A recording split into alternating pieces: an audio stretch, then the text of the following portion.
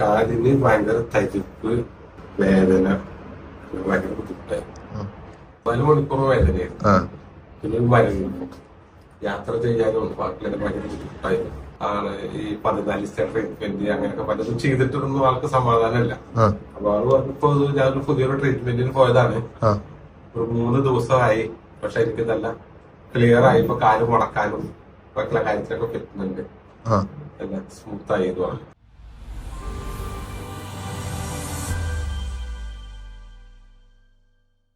എന്തുകൊണ്ടാണ് മരവിപ്പ് അല്ലെങ്കിൽ തരിപ്പൊക്കെ നമുക്ക് അനുഭവപ്പെടുന്നത്? എക്സാക്റ്റ് ഒരു കാരണം നമുക്ക് അങ്ങനെ പ്രോപ്പറായിട്ട് ഇന്നതുകൊണ്ടാണ് എന്ന് നമുക്ക് പറയാൻ കഴിയില്ല. അപ്പോൾ നമുക്ക് ഉദാഹരണത്തിന് വേദന എടുക്കുകയാണെങ്കിൽ അപ്പോൾ നമുക്ക് പറയാം അവിടെ മസിൽസിൻ്റെ പ്രശ്നം കൊണ്ടായിരിക്കും വേദന വരുന്നത്, അല്ലെങ്കിൽ അവിടെ എല്ലിൻ്റെ പ്രശ്നം കൊണ്ടായിരിക്കും വേദന, നമുക്ക് പറയാൻ ഒരു എളുപ്പമാണ്. എന്നാൽ തരിപ്പും മരവിപ്പും അങ്ങനെയല്ല. അതൊരു പ്രത്യേകതരം ഫീലാണ്. ചില വ്യക്തികൾക്ക് ഈ മരവിപ്പ് എന്ന് പറയുന്നത് രാവിലെ ഒരു തരം സ്റ്റിഫ്നെസ് ആയിരിക്കും. ഇപ്പോൾ നമ്മൾ ഈ സന്ധിഭാഗത്തിലും ആമഭാഗത്തിലൊക്കെ കാണുന്ന രീതിയിൽ രാവിലെ എഴുന്നേറ്റ് കഴിഞ്ഞാൽ നമ്മുടെ ജോയിൻസൊക്കെ ഭയങ്കര സ്റ്റിഫായി ബലം വെച്ച് അവർക്കത് നിവർത്താനും മടക്കാനുള്ള പ്രയാസമായിരിക്കും. ചില പേഷ്യൻസിന് കാണുന്ന മരവിപ്പ് തരിപ്പ് എന്നൊക്കെ പറയുന്നത് ചിലപ്പോൾ അവർക്കിപ്പോൾ ഒരു സ്ട്രോക്ക് ഹിസ്റ്ററി, ഒരു ഭാഗം തളർവാദം വന്ന ആളാണെങ്കിൽ, ഇപ്പോൾ അവർക്ക് ഒരു സൈഡോ അല്ലെങ്കിൽ അരക്കുന്ന കീപ്പോട്ടൊക്കെ തളർന്നിട്ടുള്ള ആളുകളാണെങ്കിൽ അതിൻ്റെ പ്രൈമറി റീസണായിട്ട് പറയുന്നത് രക്തോട്ടത്തിൻ്റെ കുറവായിരിക്കും. ഇപ്പം പ്രോപ്പറായിട്ടൊരു ശരീരത്തിൻ്റെ ഭാഗത്തേക്ക് ബ്ലഡ് സർക്കുലേഷൻ ഇല്ല എങ്കിൽ ഈ പറയുന്ന മരവിപ്പ് കാണാറുണ്ട്. ഇപ്പോൾ നമുക്ക് തന്നെ ചിലപ്പോൾ ചില അനുഭവങ്ങളുണ്ടായിരിക്കും. നമ്മളിപ്പോൾ തുടർച്ചയായിട്ട് ഇപ്പോൾ ഒരു ഫിലിം കാണാനൊക്കെ ഒരു കസാലൊക്കെ കുറേ നേരം ഇരുന്ന് കഴിഞ്ഞാൽ, അല്ലെങ്കിൽ നമ്മൾ കാലൊക്കെ മടക്കി ചമർ പണിഞ്ഞൊക്കെ ഇരിക്കുകയാണെങ്കിൽ കുറച്ച് കഴിഞ്ഞാൽ നമുക്ക് ഈ പറയുന്നത്തെ മരവിപ്പൊക്കെ നമുക്ക് അനുഭവപ്പെടും. അപ്പോൾ അതിൻ്റെ ഒരു റീസൺ എന്ന് പറയുന്നത് പ്രോപ്പറായിട്ട് എല്ലാ കോശങ്ങളിലേക്കും ശരീരത്തിൻ്റെ എല്ലാ ഭാഗത്തേക്കും ബ്ലഡ് ഫ്ലോ ഇല്ലാതാവുകയോ, അല്ലെങ്കിൽ ഇപ്പോൾ നമ്മൾ പൈപ്പൊക്കെ ഉപയോഗിച്ചിട്ട് വെള്ളം നനക്കുന്ന ആളുകളായിരിക്കും. അപ്പോൾ പൈപ്പ് ഏതെങ്കിലും ഭാഗത്ത് ഫോൾഡായി കഴിഞ്ഞാൽ ഈ പറഞ്ഞ വാട്ടർ ഫ്ലോക്ക് ഒരു പ്രശ്നം ഉണ്ടാവും. ഇതേപോലെ നമ്മൾ ശരീരമൊക്കെ മടക്കിയിരിക്കുകയാണെങ്കിൽ, ചമ്മറ പണിഞ്ഞിട്ടും അതുപോലെ താഴത്തേക്ക് ഇരിക്കുകയാണെങ്കിലൊക്കെ ഇവിടെ ഈ രക്തക്കോലുകൾ ബെൻഡാവാനും അല്ലെങ്കിൽ അവിടെ ഒരു ബ്ലോക്ക് വരാനും കുറച്ച് കഴിഞ്ഞാൽ അവിടെ ഒരു മരവിപ്പ്, നമ്പനസ് എന്നൊക്കെ പറയുന്ന ഒരു കണ്ടീഷൻ വരാൻ ചാൻസ് ഉണ്ട്. എന്നാൽ ഇപ്പോൾ കാണുന്ന റിസൻ്റായിട്ട് കാണുന്ന മിക്ക തരിപ്പിൻ്റെയും മരവിപ്പിൻ്റെയൊക്കെ ഒരു ബാക്കിലൊരു കാരണമായിട്ട് പറയുന്നത് ന്യൂറൈറ്റിസ് ആണ്. അതിന് ഒരുപാട് കാരണം കൊണ്ട് വരും. അപ്പോൾ എസ്പെഷ്യലി ഇപ്പോൾ നമ്മുടെ ക്ലിനിക്കിൽ വന്ന പേഷ്യൻസിൻ്റെ പ്രശ്നം എന്ന് പറയുന്നത് ഡയബറ്റിക് ന്യൂറോപ്പതിയാണ്. ഇപ്പോൾ നമുക്കറിയാം പ്രമേഹം എന്ന് എല്ലാവർക്കും വളരെയധികം കോമൺ ആയിട്ട് കാണുന്ന ഒരു അസുഖമാണ്, ഒരു ജീവിതശൈലി രോഗം കൂടിയാണ്. അപ്പോൾ ഈ പ്രമേഹം വന്നു കഴിഞ്ഞാൽ തന്നെ കുറച്ച് കാലത്തിനപ്പുറത്തേക്ക് കുറച്ച് കാലം നമുക്ക് പ്രമേഹം ഉണ്ടെങ്കിൽ ഇതിൻ്റെ ഒരു കോംപ്ലിക്കേഷനായിട്ട് ഡയബറ്റിക് ന്യൂറോപ്പതി എന്ന് പറയുന്നൊരവസ്ഥ ഒരു കോംപ്ലിക്കേഷൻ കാണാറുണ്ട്. എന്ന് വെച്ച് കഴിഞ്ഞാൽ ഒരു നാഡിക്ഷീണം, നാഡിക്ക് ബലക്കുറവ് കാണാം. ഇത് പലതരത്തിലാണ് ആളുകളെ എഫക്റ്റ് ചെയ്യാറുള്ളത്. ചില വ്യക്തികൾക്ക് തന്നെ നേരത്തെ പറഞ്ഞ പോലെ ഒരു മരവിപ്പോ അതല്ലെങ്കിൽ ഒരുതരം ചുട്ട് കത്തുന്ന ഫീലോ ഒരു ബേണിംഗ് സെൻസേഷനോ ഒക്കെ ആയിരിക്കും.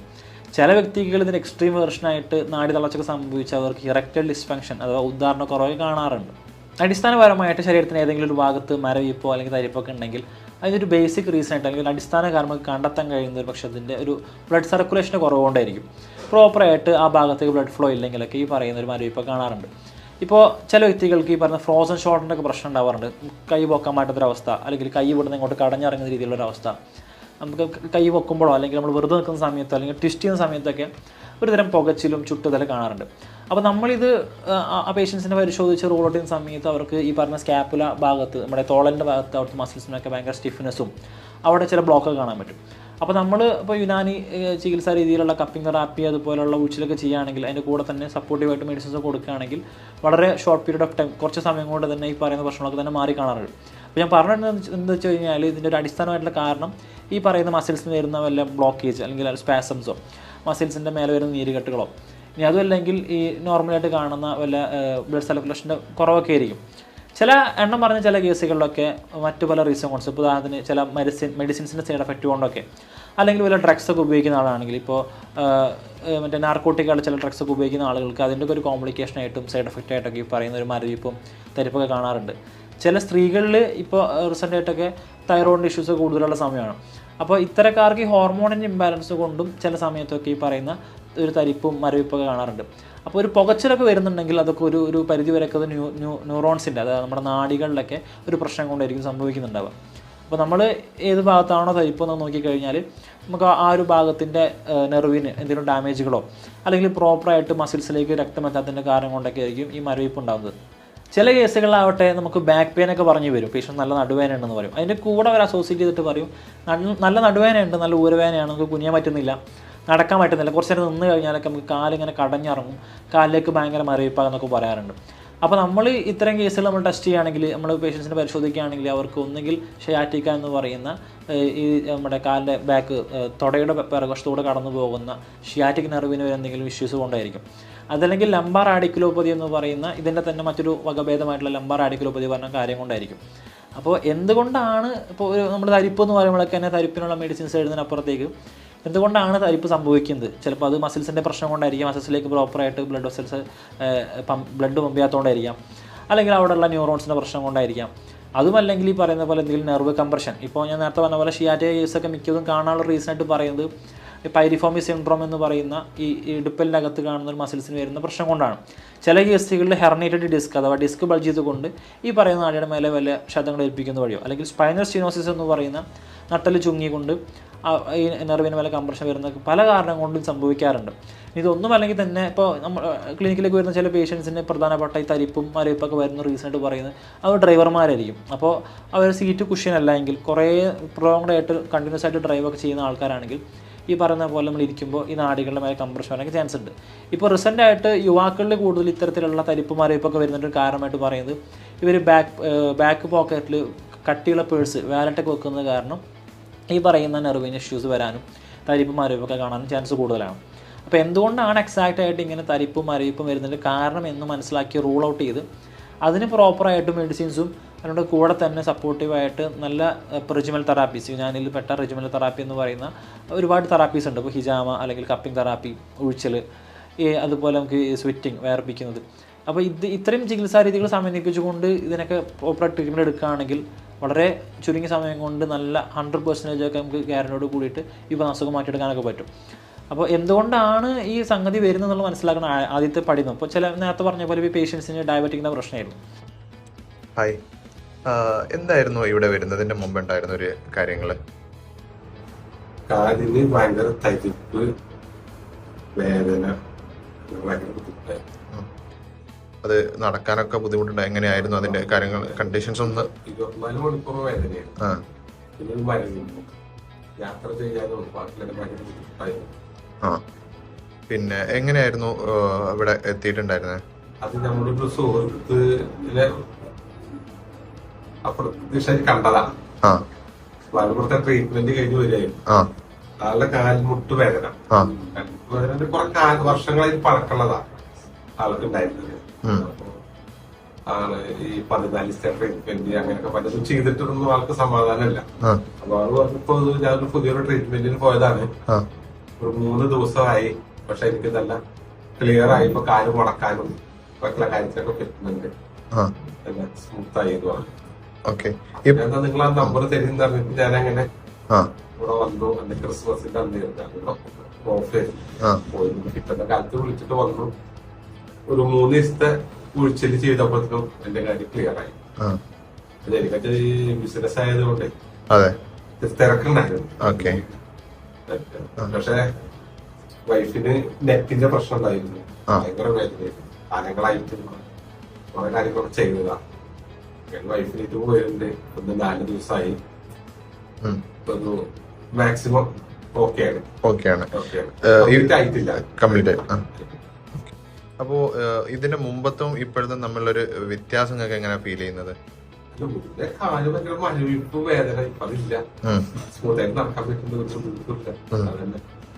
ഇതിനൊക്കെ ഉറക്കത്തിന്റെ പോണി നീട്ടി കഴിഞ്ഞ് ഭയങ്കര ബുദ്ധിമുട്ടാണ്. ഇപ്പോ അത് വെച്ചിട്ടെങ്കിൽ നടക്കായിരുന്നു. കഴിഞ്ഞു ഒരു ഗുണം ഉണ്ടായില്ല. ഒരു 3 ദിവസം കൊണ്ട് തന്നെ വന്ന് 3 ദിവസം കൊണ്ട് ഞാൻ ട്രീറ്റ്മെന്റ് നിർത്തി. അപ്പോൾ ഷുഗർ വന്നു കഴിഞ്ഞാൽ ഡയബറ്റിക് ന്യൂറോപ്പതി ഉണ്ടാവും. ചിലപ്പോൾ ആ പേഷ്യൻസിന് ഷുഗർ ഉണ്ടായിരിക്കും, മെഡിസിൻ കഴിക്കുന്നുണ്ടാവും, ചിലപ്പോൾ അത് നോർമലായിരിക്കും. അപ്പോൾ നമ്മൾ തരിപ്പ് എന്ന് പറയുമ്പോഴേക്കും ചാടി കയറി അതിന് തരിപ്പിന് മെഡിസിൻസ് കഴിക്കാതെ ഇപ്പോൾ ഈ ഡയബറ്റിക് ന്യൂറോപ്പതിക്ക് വന്നു കഴിഞ്ഞാൽ നമ്മൾ ആദ്യം ചികിത്സിക്കേണ്ടത് ഈ ഷുഗർ ഒന്ന് ഔട്ട് ഓഫ് കൺട്രോൾ ആണെങ്കിൽ അത് കൺട്രോളിലേക്ക് കൊണ്ടുവന്ന് ആ പേഷ്യൻസിൻ്റെ നെർവൊക്കെ ഒന്ന് സ്റ്റിമുലേഷൻ ചെയ്യുക എന്നുള്ളതാണ്. അപ്പോൾ ആ എന്ത് കാരണം കൊണ്ട് വന്നെന്ന് മനസ്സിലാക്കി അതിനെ ഒന്ന് മാനേജ് ചെയ്ത് പിന്നെ ഈ ഫർദറായിട്ട് ഈ പറയുന്ന സപ്പോർട്ടീവായിട്ട് നമുക്ക് ഈ പറയുന്ന തെറാപ്പി മുഴിച്ചിലൊക്കെ ചെയ്യുകയാണെങ്കിൽ കംപ്ലീറ്റ് ആയിട്ട് മാറ്റിയെടുക്കാൻ പറ്റുന്ന ഒന്നാണ് തരിപ്പ് എന്നൊക്കെ. ചിലപ്പോൾ അതിന് കൂടെ മറ്റു പല പ്രശ്നങ്ങളും കാണാം. അപ്പോൾ നേരത്തെ പറഞ്ഞ പോലെ ചില വ്യക്തികൾക്ക് പെയിൻ ആയിരിക്കും പ്രൈമറി റീസൺ. അതിൻ്റെ ഒരു ആഫ്റ്റർ എഫക്റ്റ് ആയിട്ട് ഈ പറയുന്ന തരിപ്പുകൾ കാണാം. കഴുത്ത് വേദന ഉണ്ടാവാറുണ്ട്. ടോർട്ടിക്കോളിസ് എന്നൊക്കെ പറയുന്ന ചില കണ്ടീഷൻസ് ഉണ്ട്. ഇപ്പോൾ നമ്മൾ രാവിലെ എഴുന്നേറ്റ് കഴിഞ്ഞാലൊക്കെ കഴുത്ത് നല്ല സ്റ്റിഫായിട്ട് നിൽക്കും, കഴുത്ത് തിരിക്കാൻ പറ്റുന്നുണ്ടാവില്ല. അപ്പോൾ ഇത് നമ്മുടെ കഴുത്തിൻ്റെ ഭാഗത്തൊക്കെ വരുന്ന ഡെൽറ്റോയിഡ് മസിൽസിനും ട്രപ്പീസസിനൊക്കെ വരുന്ന ചില ഇഷ്യൂസ് കൊണ്ടും സ്പാസം കൊണ്ടൊക്കെ സംഭവിക്കുന്നതാണ്. അപ്പോൾ അതിൻ്റെ കൂടെ തന്നെ നമുക്ക് ഈ പറയുന്ന തരിപ്പും മരവിപ്പും കാണാൻ പറ്റും. അപ്പോൾ ചിലപ്പോൾ ആ വേദന പോയി കഴിഞ്ഞാൽ, അല്ലെങ്കിൽ മസിൽസിൻ്റെ സ്പാസം പോയി കഴിഞ്ഞാൽ, അല്ലെങ്കിൽ ഈ പറഞ്ഞ ഷിയാറ്റിക്ക പോലത്തെ നെർവിൻ്റെ ഇഷ്യൂസൊക്കെ ആണെങ്കിൽ ആ ഒരു ബുദ്ധിമുട്ട് മാറിക്കഴിഞ്ഞാൽ അതിന് കൂടെ അസോസിയേറ്റ് ചെയ്ത് കാണുന്ന ഇത്തരം സിംറ്റംസും ഇത്തരം ബുദ്ധിമുട്ടുകളൊക്കെ നമുക്ക് താനെ ഇല്ലാതായിട്ടൊന്ന് കാണാൻ പറ്റും. ചില കേസുകളിൽ വേദന ഒന്നും ഉണ്ടാവില്ല, ഈ പറയുന്ന ഒരു ഫീലായിരിക്കും. ഇപ്പോൾ കാലിൻ്റെ അടിഭാഗം ചുട്ട് കത്തുന്ന രീതിയിലൊരു ഫീലൊക്കെ പറയാറുണ്ട്.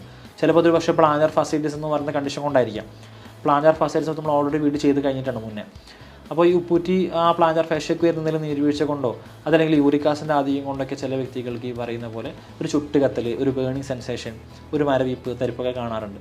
എന്തുകൊണ്ടാണ് സംഭവിക്കുന്നത് എന്നുള്ളത് കൃത്യമായിട്ട് മനസ്സിലാക്കുകയും അതിന് പ്രോപ്പർ ട്രീറ്റ്മെൻറ്റ് എടുക്കുകയും ചെയ്യുന്ന വഴി നമുക്കിത് കംപ്ലീറ്റ് ആയിട്ട് മാറ്റാൻ കഴിയുന്ന ഒരു പ്രശ്നമാണ്, അല്ലെങ്കിൽ ഒരു അസുഖമാണ് ഈ പറയുന്ന നമ്പനസ് അല്ലെങ്കിൽ പാരസ്തേഷ്യ എന്നൊക്കെ പറയുന്ന തരിപ്പും മരവിപ്പും ഒക്കെ. ഈ തരിപ്പ് എന്ന് പറയുന്നൊരവസ്ഥ പ്രായഭേദമന്യേ ആർക്കും വരാവുന്ന കണ്ടീഷനാണ്. പക്ഷെ നമ്മൾ കൂടുതലായിട്ട് കാണുന്നത് ഒരു അഡൾട്ടിലാണ്, മുതിർന്നവരിലാണ് ഇത് കൂടുതലായിട്ട് കാണുന്നത്. അപ്പോൾ അതിൻ്റെ ഒരു കാരണമായിട്ട് നമുക്കിപ്പോൾ ഈ പറഞ്ഞ പോലെ ലക്ഷണങ്ങൾ നോക്കുകയാണെങ്കിൽ ഈ പറയുന്ന ഡയബറ്റീസും അതുപോലുള്ള ബുദ്ധിമുട്ടുകളൊക്കെ കാണുന്നത് കൂടുതലും മുതിർന്ന ആളുകളായതുകൊണ്ടാണ് ഈ പറയുന്ന പ്രശ്നം കൂടുതലായിട്ട് അവരെ എഫക്റ്റ് ചെയ്യുന്നത്. ഇപ്പോൾ നമുക്കിപ്പോൾ എന്തെങ്കിലും അസുഖം വന്നു കഴിഞ്ഞാൽ സ്വാഭാവികമായിട്ട് ഇപ്പോൾ ഒരു പ്രസൻ്റ് ആയിട്ടുള്ള ഒരു ട്രെൻഡ് എന്ന് വെച്ച് കഴിഞ്ഞാൽ അവർ ആദ്യം ഗൂഗിളിൽ സെർച്ച് ചെയ്യും, അല്ലെങ്കിൽ യൂട്യൂബിൽ അതിനെ പറ്റി വീഡിയോ അന്വേഷിക്കും. അപ്പോൾ അതിന് ഒരുപാട് ഹോം റെമഡീസ് കാണാം. പക്ഷെ നമ്മൾ മനസ്സിലാക്കേണ്ടത് ചിലപ്പോൾ ഇത് എന്ത് എക്സാക്ട് റീസൺ കൊണ്ടാണ് തരിപ്പ് വന്നതെന്ന് ആദ്യം മനസ്സിലാക്കണം. ആദ്യം പടി നമ്മളത് പറഞ്ഞു കഴിഞ്ഞാണ്. അപ്പോൾ ഒരു പക്ഷേ ഡയബറ്റിക് കൊണ്ടാണ് നമുക്ക് ഈ നമ്പനസ് വരുന്നതെങ്കിൽ നമ്മൾ ഈ പറയുന്ന തരിപ്പിനുള്ള ഹോം റെമഡീസ് എടുക്കുന്നതിന് പകരം ആദ്യം ഈ പറയുന്ന ഡയബറ്റീസിനെ ട്രീറ്റ് ചെയ്യാം. ഇപ്പോൾ നമ്മൾ ഒരുപാട് ഹോം റെമഡീസ് ചെയ്ത് തരിപ്പിനെ സ്വയം ചികിത്സിച്ച് അതിനെ ഭേദമാക്കുന്നതിനപ്പുറത്തേക്ക് തരിപ്പ് വന്നു കഴിഞ്ഞാൽ ഒരു ഡോക്ടറെ അഡ്വൈസ് തേടുക. എന്തുകൊണ്ടാണ് തരിപ്പ് വന്നത്, ഇതിനെന്തെങ്കിലും ബുദ്ധിമുട്ടുണ്ടോ എന്ന് മനസ്സിലാക്കുക. അപ്പോൾ എക്സാക്റ്റ് ഡയഗ്നോസിസ് ചെയ്യുന്ന വഴി, എന്തുകൊണ്ടാണ് തരിപ്പ് വന്നതെന്ന് മനസ്സിലാക്കുന്ന വഴി കൃത്യമായിട്ട് മാറ്റിയെടുക്കാൻ പറ്റും. ഇപ്പോൾ ചില തരിപ്പുകൾ നമുക്ക് സ്റ്റാർട്ടിങ്ങിൽ അത്ര ബുദ്ധിമുട്ടുണ്ടാക്കണമെന്നില്ല. പക്ഷേ അത് നമ്മൾ നെഗ്ലക്റ്റ് ചെയ്യുകയാണെങ്കിൽ, അതിനെ അവോയ്ഡ് ചെയ്യുകയാണെങ്കിൽ അത് മെല്ലെ മെല്ലെ കോംപ്ലിക്കേറ്റഡ് ആയിട്ട് മാറാൻ ചാൻസ് ഉണ്ട്. ഇപ്പോൾ ഷിയാറ്റിക്ക പോലത്തെ കണ്ടീഷൻസിലൊക്കെ നമുക്ക് നിന്ന് കഴിഞ്ഞാലൊക്കെ കടഞ്ഞിറങ്ങുന്ന രീതിയിലുള്ള വേദന ഉണ്ടാവാറുണ്ട്.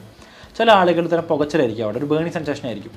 ചില വ്യക്തികളിൽ ഈ പറയുന്ന പോലത്തെ ഒരു നല്ല മരവിപ്പോ അല്ലെങ്കിൽ തരിപ്പോ ആയിരിക്കും. അപ്പോൾ നമ്മളതൊരു നോർമലായിട്ട് കണ്ട് അതിന് അത്ര ഒരു ഇമ്പോർട്ടൻസ് കൊടുക്കാതിരിക്കുകയാണെങ്കിൽ ഈ തരിപ്പ് മെല്ലെ മെല്ലെ ഗ്രാജുവലായിട്ട് കൂടാനും നമുക്ക് നിൽക്കാനോ നടക്കാനോ അല്ലെങ്കിൽ നമ്മുടെ ഒരു ദൈനംദിന ആക്ടിവിറ്റികളിൽ ഏർപ്പെടാനോ പറ്റാത്ത രീതിയിൽ അത് വഷളാവാൻ ചാൻസ് ഉണ്ട്.